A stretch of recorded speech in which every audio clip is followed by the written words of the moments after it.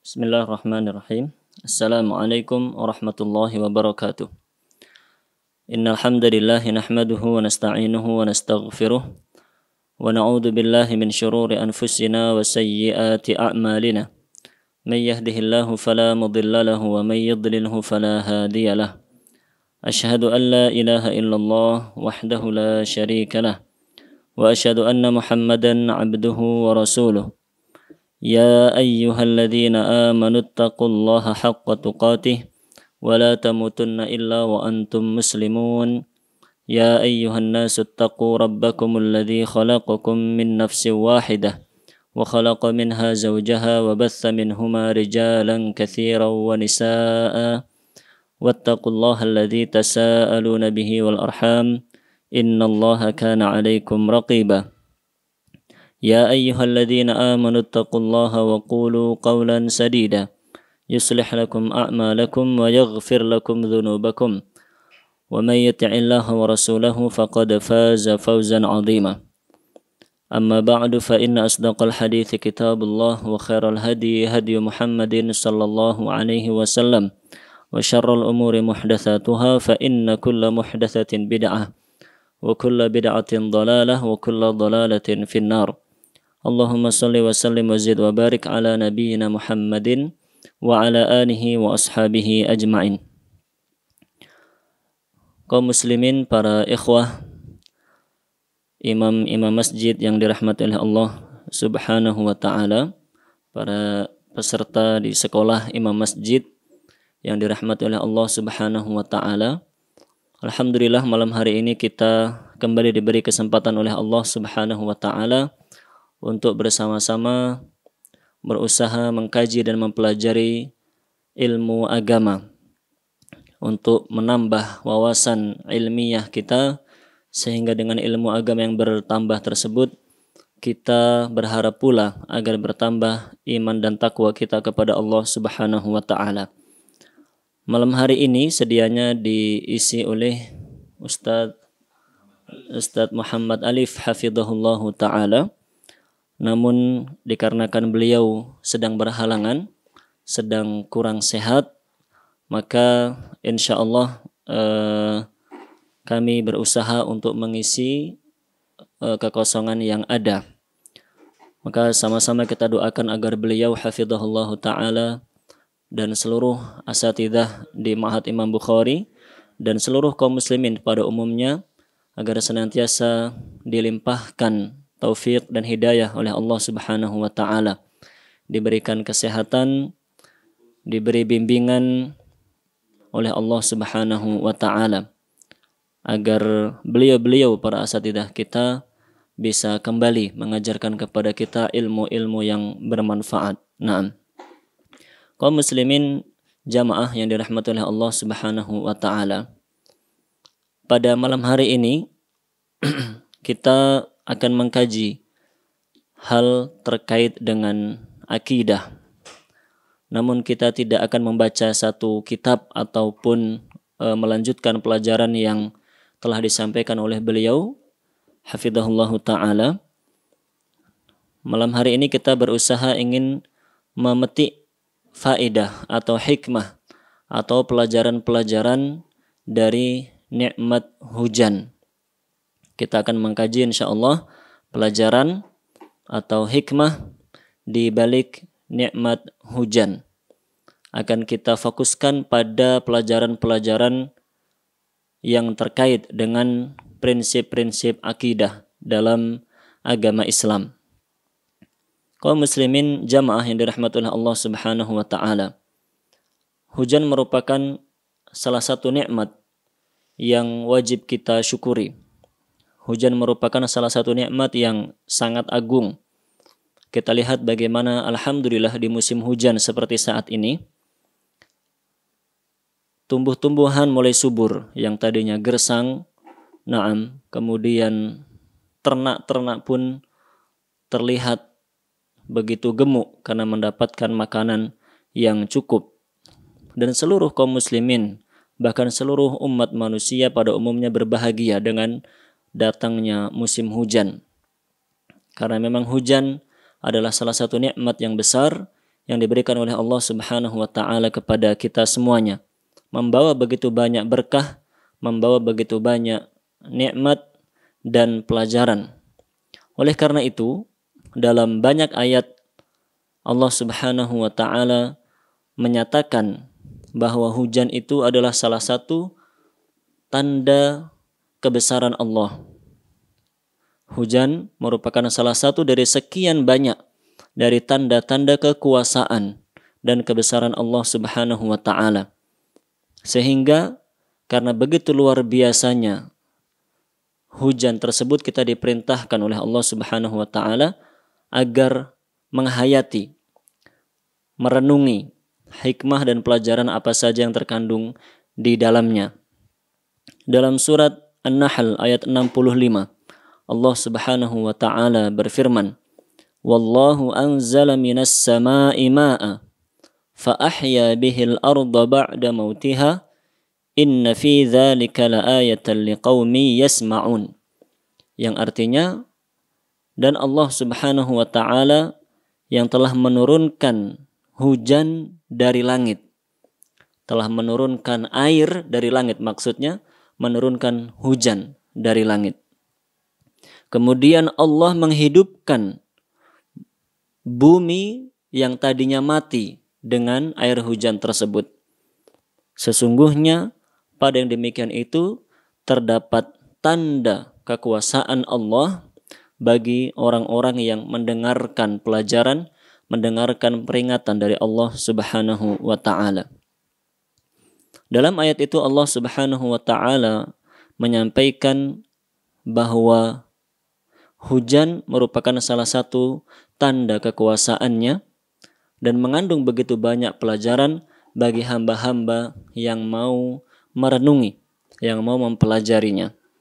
Di antara hal yang harus kita ketahui, hal yang kita simpulkan, hal yang kita yakini terkait dengan nikmat hujan ini adalah Allah Subhanahu wa taala semata yang berkuasa untuk mengatur hujan. Itu prinsip akidah pertama yang kita simpulkan dari nikmat hujan. Saya ulangi, yaitu bahwa Allah Subhanahu wa taala semata yang berkuasa mengatur nikmat hujan. Artinya Allah yang berkuasa menurunkan hujan di negeri mana saja yang dipilih oleh Allah. Sebaliknya Allah yang berkuasa menahan hujan agar tidak turun di tempat mana saja yang dikehendaki oleh Allah Subhanahu wa taala. Dan Allah Subhanahu wa taala yang berkuasa mengatur seberapa banyak kadar hujan yang diturunkan oleh Allah Subhanahu wa taala. Begitu pula Allah yang berkuasa mengatur kapan hujan itu akan berhenti. Itu semua adalah kekuasaan Allah Subhanahu wa taala, tanpa ada satu makhluk pun yang bisa bercampur tangan di situ. Tanpa ada satu makhluk pun yang memiliki kuasa, memiliki kemampuan menyaingi Allah Subhanahu wa taala. Oleh karenanya, dalam surat Luqman ayat ke-34 atau ayat terakhir dari surat Luqman, Allah menyebutkan 5 hal ghaib. 5 hal ghaib yang itu hanya diketahui oleh Allah Subhanahu wa taala semata. Di antaranya adalah hujan. Allah Subhanahu wa taala berfirman, "Innallaha 'indahu 'ilmus sa'ah." Sesungguhnya Allah hanya di sisinya semata ilmu atau pengetahuan terkait dengan hari kiamat. Artinya kapan terjadi hari kiamat? Itu diketahui oleh Allah Subhanahu wa taala semata. Wa yunazzilul ghaits, dan Allah Subhanahu wa taala pula yang menurunkan hujan. Wa ya'lamu ma fil arham, dan Allah yang mengetahui apa yang ada di dalam rahim.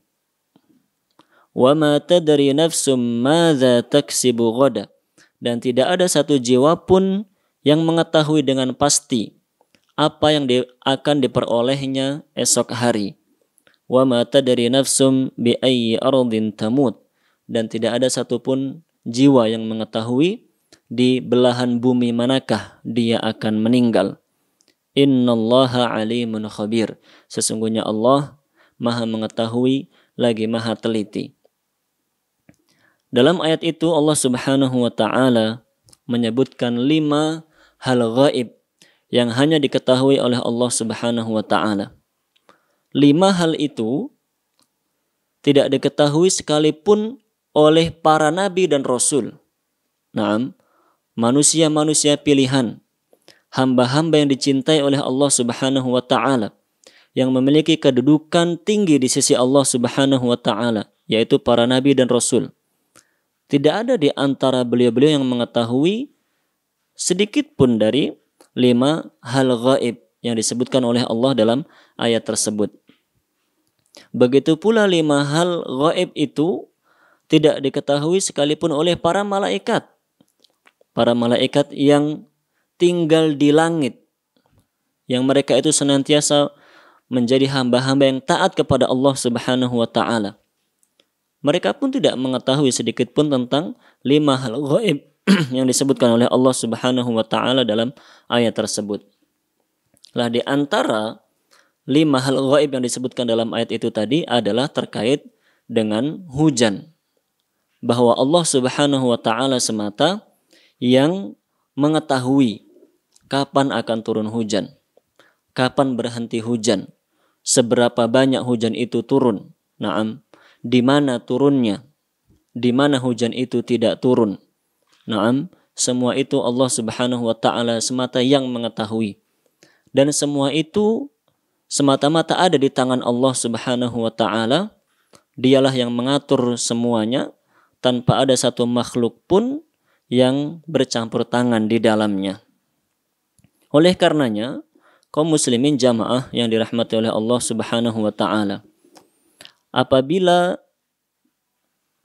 ada seorang yang mengaku mengetahui kapan turun hujan, dia meramal begitu, dia menggunakan ilmu-ilmunya, entah ilmu apa saja yang dia gunakan, kemudian dia mengaku bahwa dia mengetahui kapan turun hujan. Atau jika ada orang-orang yang mengaku bisa mengundang hujan, bisa menurunkan hujan, atau sebaliknya bisa menahan hujan agar tidak turun, yang biasa kita sebut dengan pawang hujan. Naam, atau orang-orang yang sejenis dengan itu, maka semuanya adalah kedustaan semata. Tidak ada satu makhluk pun yang mengetahui dan mampu menurunkan ataupun menahan hujan. Semuanya adalah di tangan Allah Subhanahu wa taala. Naam, karena dalam ayat tersebut, ayat terakhir surat Luqman, Allah Subhanahu wa taala mengatakan bahwa 5 hal gaib itu semuanya hanya diketahui oleh Allah Subhanahu wa taala. Dan hal itu ditegaskan pula oleh Rasulullah sallallahu alaihi wasallam dalam hadis yang diriwayatkan oleh Imam Bukhari. Beliau bersabda, "Mafatihul ghaibi khamsah." Kunci-kunci ilmu gaib itu ada 5. La ya'lamuhunna illallah.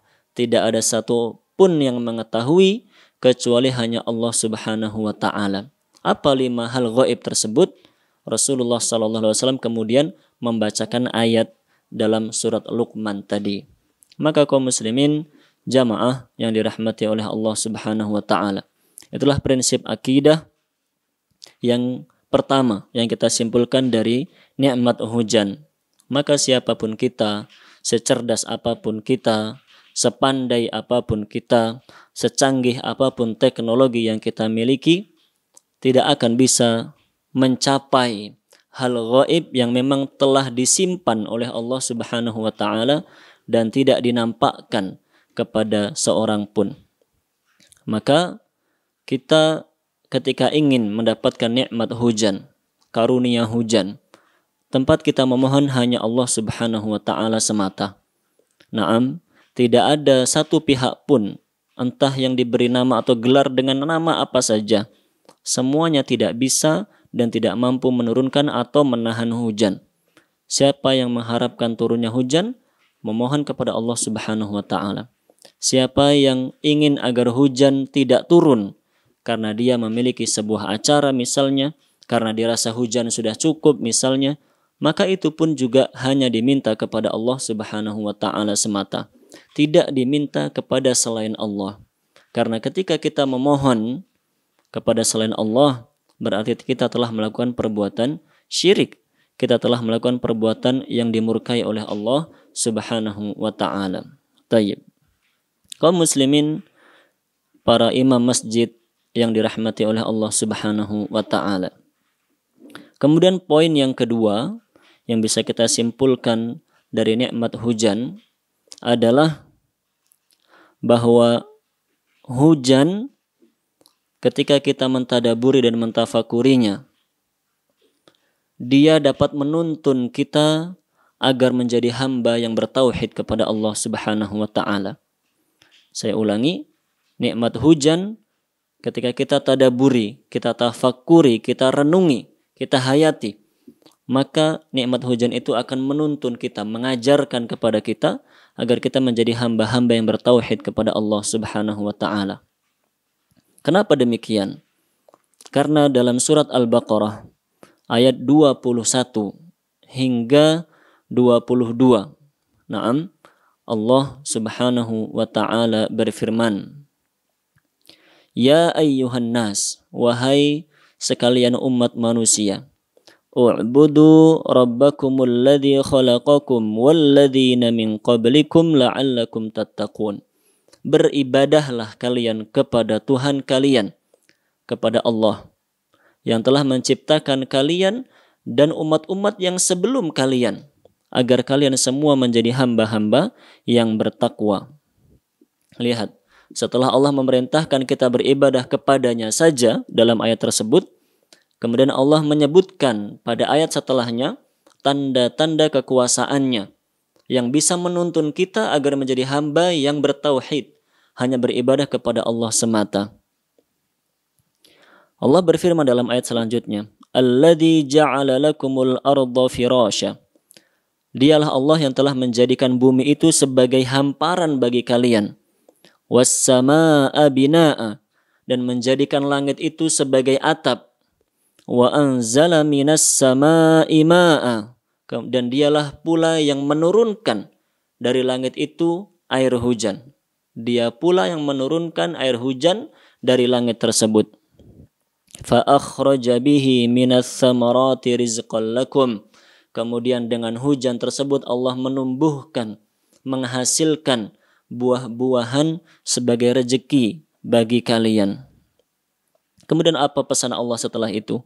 Fala taj'alu lillahi andada. Maka janganlah sekali-kali kalian mencari, mengambil tandingan-tandingan bagi Allah wa antum ta'lamun, padahal kalian mengetahui. Dalam ayat itu Allah Subhanahu wa taala mengajak seluruh umat manusia. Allah memanggil, Ya ayyuhan nas, wahai seluruh umat manusia. Dipanggil oleh Allah. Dipanggil untuk apa? Diajak untuk apa? Diajak untuk mentafakuri, menghayati nikmat yang Allah Subhanahu wa taala berikan kepada kita semuanya. Menghayati dengan akal jernih kita, dengan hati nurani kita. Agar apa? Agar dengan itu kita bisa memahami bahwa semua hal luar biasa yang disebutkan dalam ayat tersebut, penciptaan langit, naam, penciptaan bumi, turunnya hujan, ditumbuhkannya tumbuh-tumbuhan yang menghasilkan buah-buahan. Agar kita memahami bahwa hal-hal yang luar biasa itu tadi semuanya adalah kuasa Allah Subhanahu wa taala. Tanpa ada campur tangan makhluk di situ. Tanpa ada makhluk manapun yang mampu untuk melakukan hal yang sama dengan Allah Subhanahu wa taala. Apalagi melakukan hal yang lebih dari itu, tidak mungkin. Dengan itu kita diajak oleh Allah Subhanahu wa taala, setelah kita diajak berfikir, melihat bagaimana tanda-tanda kekuasaan Allah tersebut, Allah Subhanahu wa taala berpesan, janganlah kalian mencari tandingan selain Allah. Janganlah kalian beribadah kepada selain Allah Subhanahu wa taala. Naam. Begitu luar biasa Allah Subhanahu wa taala mengajarkan kepada kita agar menjadi hamba-hamba yang bertauhid, yaitu dengan Allah menyebutkan tanda-tanda kekuasaannya tadi. Dengan itu kita menghayati, melihat, mentadaburi, sehingga tidak ragu lagi kita untuk beribadah kepada Allah Subhanahu wa taala, bahwa memang dialah satu-satunya zat yang memiliki kekuasaan maha sempurna. Dialah satu-satunya zat yang maha mampu melakukan segalanya, pencipta dari segala-galanya. Oleh karenanya hanya kepada Allah Subhanahu wa taala pula kita beribadah, tidak kepada selain Allah. Nah, maka kaum muslimin jamaah yang dirahmati oleh Allah Subhanahu wa taala, pada poin pertama tadi telah kita sampaikan bahwa Allah Subhanahu wa taala semata yang mampu menurunkan hujan.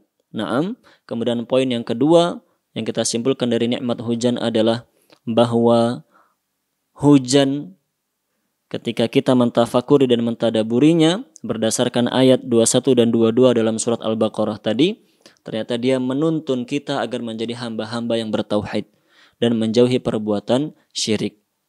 Oleh karenanya terkait dengan nikmat hujan yang Allah Subhanahu wa taala berikan kepada kita dan kaum muslimin pada umumnya, kewajiban kita untuk bersyukur kepada Allah Subhanahu wa taala.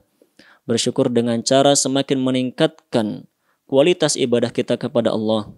Begitu pula meningkatkan kuantitas ibadah kita kepada Allah Subhanahu wa taala, agar kita tidak menjadi hamba-hamba yang kufur nikmat. Karena ketika kita tidak mensyukuri nikmat Allah, kita mengkufur, kita kufur, ingkar terhadap nikmat-nikmat Allah tersebut, maka yang akan datang setelahnya adalah azab. Yang akan datang setelahnya adalah siksaan dari Allah Subhanahu wa taala.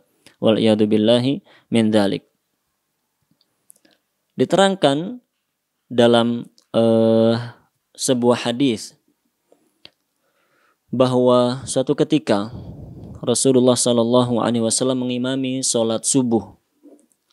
Dan setelah salat subuh itu beliau menghadap kepada para sahabat radhiyallahu anhum ajma'in, kemudian bersabda, "Ata'lamuna madza qala rabbukum?" Atau kama qala sallallahu alaihi wasallam. Tahukah kalian apa yang baru saja difirmankan oleh Allah Subhanahu wa taala? Maka para sahabat menjawab, Allah wa rasuluhu a'lam. Allah dan Rasulnya yang lebih mengetahui.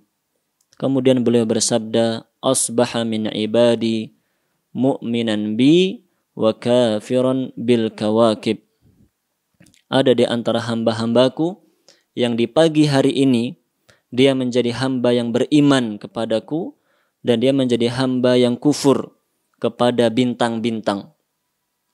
Maksud hadis itu adalah bahwa malam harinya telah turun hujan di kota Madinah. Naam, malam harinya turun hujan di kota Madinah, kemudian pagi hari itu di waktu subuh para sahabat bersama Rasulullah SAW melaksanakan sholat subuh dalam keadaan Masjid Nabawi alasnya, tanahnya masih basah dikarenakan hujan semalam. Lah, ketika itulah Rasulullah SAW menyampaikan hadis tersebut bahwa pagi hari itu, setelah Allah berikan karunia hujan di malam harinya, ada di antara hamba Allah yang menjadi mukmin kepada Allah, ada yang menjadi kufur kepada Allah Subhanahu wa taala. Siapakah yang beriman kepada Allah dan siapakah yang kufur kepada Allah Subhanahu wa taala? Kata beliau, Rasulullah SAW bersabda, siapa saja yang mengucapkan doa, berikrar dengan lisannya, doa sekaligus ikrar, sekaligus pengakuan, mutirna bifadlillahi wa rahmatihi, kita telah diberi hujan dikarenakan karunia dari Allah dan rahmat dari Allah Subhanahu wa taala. Hamba itulah yang beriman kepada Allah Subhanahu wa taala dan kufur kepada bintang-bintang. Adapun orang-orang yang tidak mengikrarkan hal tersebut, yang tidak meyakini dalam hatinya, na'am, dengan keyakinan bahwa Allah semata yang menurunkan hujan, bahwa karunia hujan yang dia dapatkan itu datangnya dari Allah. Bahkan dia mengatakan mutirna binau'i kadza wa kadza. Kita diberi hujan, kita mendapatkan nikmat hujan ini karena memang tadi malam kelihatan ada bintang ini dan bintang itu. Hamba seperti itu adalah hamba yang kufur kepada Allah Subhanahu wa taala. Naam. Maksud dari hadis itu jamaah kaum muslimin dirahmati oleh Allah, bahwa di antara bentuk kesyukuran kita kepada Allah atas nikmat hujan ini, setelah turun hujan kita mengucapkan doa tersebut, mutirna bi fadlillahi wa rahmatih. Kita diberi hujan dengan dasar nikmat dan karunia rahmat dari Allah Subhanahu wa taala. Itu adalah doa sekaligus ikrar yang menunjukkan keyakinan dalam hati, keyakinan dan keimanan di dalam hati bahwa nikmat hujan itu datangnya dari Allah Subhanahu wa taala semata, bukan datang dari selain Allah. Maka tidak boleh kemudian kita meyakini seperti disebutkan dalam hadis tadi. Tidak boleh kita meyakini bahwa ada bintang-bintang tertentu, ada petunjuk-petunjuk alam tertentu yang ketika dia muncul maka itu menjadi pertanda akan segera turun hujan. Diterangkan oleh para ulama bahwa ilmu perbintangan, ilmu yang membahas tentang perbintangan itu terbagi menjadi dua. Yang satu boleh, yang satu tidak boleh. Yang boleh kita mempelajari ilmu perbintangan, kita mengetahui hal-hal terkait dengan ilmu falak, dengan hal-hal yang ada di luar angkasa sana. Disebut dengan ilmu at-tasyir. Ilmu tasyir itu maksudnya kita mempelajari bintang-bintang dan lain sebagainya, baik rasi bintang ataupun rotasinya ataupun yang lain yang senada dengan itu. Tujuannya adalah untuk mengetahui arah. Mengetahui bintang ini menunjukkan arah utara, bintang ini menunjukkan arah selatan dan seterusnya. Itu boleh. Karena memang di antara tujuan diciptakan bintang oleh Allah Subhanahu wa taala adalah untuk menjadi petunjuk arah. Wa bin najmi hum yahtadun. Dan dengan bintang itulah umat manusia bisa mendapatkan petunjuk, maksudnya petunjuk arah. Begitu pula mempelajari ilmu perbintangan ataupun hal-hal yang terkait dengan itu untuk mengetahui misalnya prediksi, perkiraan musim misalnya. Begitu pula dengan penanggalan, kapan awal bulan, kapan akhir bulan. Yang seperti itu diperbolehkan dalam agama Islam. Disebut dengan ilmu tasyir. Adapun mempelajari perbintangan yang dilarang dalam agama Islam disebut dengan ilmu ta'thir. Yang artinya kita mempelajari perbintangan, mempelajari hal-hal terkait dengan itu, kemudian untuk diyakini. Ternyata bintang ini, itulah yang berhak, yang mampu menurunkan hujan, yang mampu memberikan rezeki, yang mampu mendatangkan kebaikan. Kalau kelihatan bintang ini, bintang itu akan memberikan kebaikan kepada kita. Itu termasuk syirik besar. Karena dia meyakini ada pihak lain, ada makhluk yang mampu memberikan rezeki kepada dia selain Allah Subhanahu wa taala. Begitu pula akan tetap menjadi syirik jika kita meyakini misalnya bintang ini menjadi pertanda, menjadi sebab, menjadi sebab turunnya hujan misalnya. Kalau kelihatan bintang ini, dialah yang menjadi sebab turunnya hujan. Orang itu meyakini yang menurunkan hujan adalah Allah. Tapi hujan itu diturunkan oleh Allah dengan sebab munculnya bintang-bintang tertentu. Keyakinan seperti ini pun tetap syirik. Disebut dengan syirik kecil. Maka kaum muslimin jamaah yang dirahmati oleh Allah Subhanahu wa ta'ala, keyakinan kita, kewajiban kita adalah menyerahkan semuanya kepada Allah Subhanahu wa ta'ala. Bahwa Allah yang maha mampu, maha kuasa. Maka jika kita masih mendengar misalnya yang dulu pernah saya dengar ketika di masa-masa ABG dulu ya. Nah, di masa ABG pernah mendengar, pernah diajak sama teman-teman kalau ada kelihatan bintang jatuh, ada bintang jatuh, itu tandanya doa mustajab. Berdoa sekarang. Harapannya apa? Keinginan di tahun ini dan tahun depan. Seperti itu adalah keyakinan yang tidak diajarkan dalam agama Islam. Sama sekali tidak diajarkan dalam agama Islam. Allah Subhanahu wa taala tidak menjadikan bintang jatuh itu sebagai tanda akan diijabahi doa seseorang. Allah menjanjikan doa itu diijabahi di waktu-waktu tertentu yang telah dijelaskan dalam ayat maupun dalam hadis-hadis Rasulullah sallallahu alaihi wasallam. Naam. Kaum muslimin jamaah yang dirahmati oleh Allah Subhanahu wa taala. Baik. Kemudian poin yang ketiga yang bisa kita simpulkan dari nikmat hujan ini.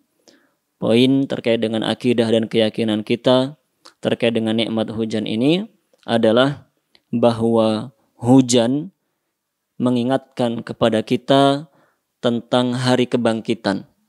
Hujan yang diturunkan oleh Allah Subhanahu wa taala itu mengingatkan kepada kita tentang adanya hari kebangkitan dan menggambarkan kepada kita bagaimana terjadinya hari kebangkitan nanti setelah hari kiamat atau pada hari kiamat. Naam. Maka diterangkan oleh para ulama bahwa dalam Al-Qur'anul Karim Allah Subhanahu wa taala banyak menjelaskan dan menerangkan tentang adanya hari kebangkitan. Dan itu kebanyakan ayatnya diturunkan oleh Allah di fase dakwah di kota Mekkah. Naam. Di fase dakwah di kota Mekkah, ketika itu inti ajaran Islam, inti ajaran yang dibawa oleh ayat-ayat Al-Quran adalah terkait dengan akidah. Di antaranya adalah menanamkan akidah dan keyakinan tentang adanya hari kebangkitan, hari pembalasan. Maka di antara ayat-ayat yang menerangkan tentang hari kebangkitan tersebut, di antaranya menerangkan dalil-dalil logis. Dalil-dalil logis bahwa memang hari kebangkitan itu benar-benar ada. Dan Allah Subhanahu wa taala benar-benar mampu untuk membangkitkan semua umat manusia, bahkan seluruh makhluk yang dikehendaki oleh Allah. Mereka semua akan dibangkitkan oleh Allah setelah nanti mereka semuanya mati pada hari kiamat. Dalil logis yang pertama adalah bahwa Allah Subhanahu wa taala mampu menciptakan manusia yang sebelumnya tidak ada. Naam, Allah itu mampu menciptakan manusia padahal sebelumnya manusia itu tidak ada. Jika demikian, berarti Allah pun mampu untuk membangkitkan kembali manusia yang sudah mati. Bahkan itu lebih mudah bagi Allah Subhanahu wa ta'ala. Naam. Dalam surat Al-Anbiya ayat 104 Allah Subhanahu wa ta'ala berfirman, "Kama bada'na awwala khalqin nu'iduh." Sebagaimana kami telah memulai penciptaan yang pertama, maka demikian itulah kami akan mengulanginya lagi. Di situ Allah Subhanahu wa ta'ala menjelaskan kepada kita bahwa Allah itu mampu menciptakan kita dari yang dulunya tidak ada. Allah pertama kali menciptakan kita. Nah, maka begitu pula nanti pada hari kiamat Allah pun mampu untuk membangkitkan kita semuanya. Nah,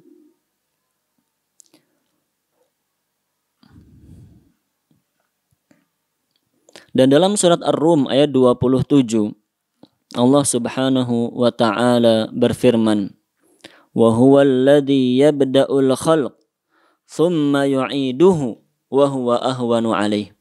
Artinya, dialah Allah Subhanahu wa ta'ala yang memulai penciptaan seluruh makhluk dan dialah nanti yang akan mengulanginya kembali, artinya membangkitkannya kembali setelah mereka mati. Dan Allah menekankan dalam ayat itu, wa huwa ahwanu alaih, dan yang demikian itu lebih mudah bagi Allah Subhanahu wa taala.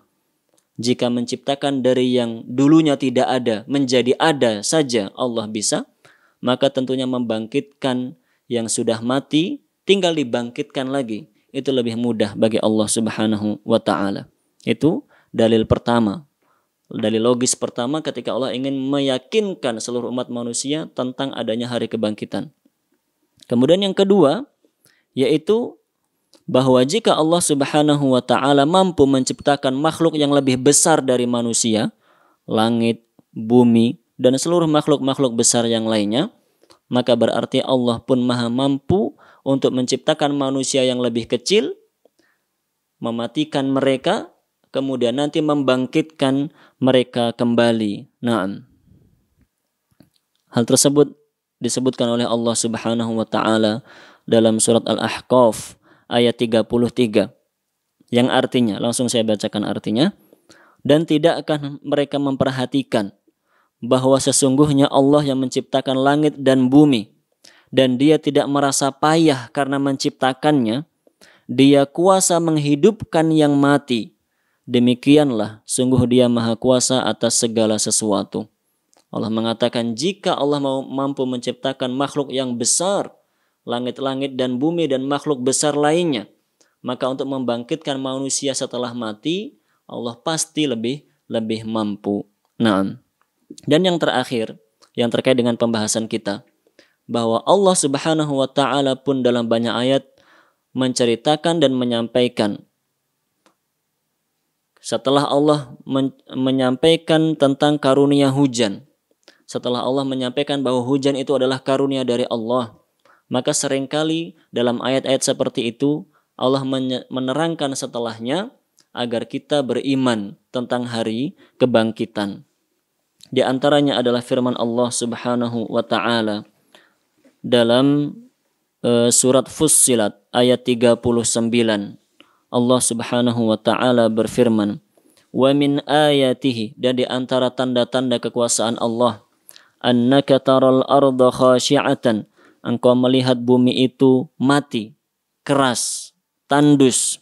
Fa'idha anzalna 'alaihal ma', kemudian setelah kami menurunkan hujan ke atas bumi itu, ihtazzat warabat, bumi itu bergerak dan bumi itu tumbuh kembang. Innalladzi ahyaha, sesungguhnya zat yang mampu menghidupkan bumi setelah mati itu, la muhyil mauta, benar-benar mampu untuk nanti menghidupkan kembali orang-orang setelah kematiannya. Innahu ala kulli syai'in qadir, sesungguhnya Allah adalah zat yang maha mampu atas segala sesuatu. Naam. Kaum muslimin jamaah dirahmati oleh Allah Subhanahu wa taala. Hal senada disampaikan pula oleh Allah dalam surat Qaf ayat 11, yang artinya, dan kami hidupkan dengan air hujan itu negeri yang tandus. Seperti itulah terjadinya kebangkitan dari kubur. Naam. Maka kaum muslimin jemaah dirahmati oleh Allah Subhanahu wa taala, dengan diturunkannya hujan ini kita bisa memahami, menghayati, menyimpulkan Allah menghidupkan tanah yang tadinya tandus, menumbuhkan tumbuh-tumbuhan yang banyak, yang subur, bahkan menghasilkan buah-buahan, sayuran, dan seterusnya. Maka Allah Subhanahu wa taala mengisyaratkan dengan itu agar kita meyakini bahwa nanti pun kita akan dibangkitkan oleh Allah Subhanahu wa taala pada hari akhirat setelah kita semuanya mati. Kita dibangkitkan untuk menghadap kepada Allah Subhanahu wa taala. Dan seperti itulah nanti terjadinya hari kebangkitan. Setelah kita mati, Allah Subhanahu wa taala membangkitkan kita dengan cara menurunkan hujan. Sebagaimana hal tersebut disabdakan oleh Rasulullah sallallahu alaihi wasallam dalam sebuah hadis riwayat Imam Muslim. Hadisnya cukup panjang, di antara potongannya adalah beliau bersabda, "Tsumma yunfakhu fis-sur." Setelah itu ditiuplah sangkakala. Wa yas'aqun nas, kemudian semua manusia itu mati. Tsumma yursilullahu mataran, kemudian Allah menurunkan hujan, fatanbutu minhu ajsadun nas, sehingga setelah itu tumbuhlah kembali manusia-manusia yang telah mati. Kaum muslimin jamaah dirahmati oleh Allah Subhanahu wa taala, demikian beberapa pelajaran yang kita simpulkan dari nikmat hujan yang Allah Subhanahu wa taala karuniakan kepada kita semuanya. Semoga dengan ini kita semakin menjadi hamba-hamba yang taat kepada Allah, mendekatkan diri kita kepada Allah Subhanahu wa taala, mentafakuri segala nikmat dan karunia yang diturunkan oleh Allah Subhanahu wa taala, sehingga beriman keimanan dan ketakwaan kita kepada Allah, dan kita menjadi hamba yang semakin dicintai oleh Allah Subhanahu wa taala. Semoga menjadi ilmu yang bermanfaat. Atas segala kekurangan mohon maaf yang sebesar-besarnya. Subhanakallahumma wa bihamdik asyhadu an la ilaha illa anta astaghfiruka wa atubu ilaik. Wa sallallahu ala nabiyyina Muhammadin wa ala alihi wa ashabihi ajma'in. Assalamualaikum warahmatullahi wabarakatuh.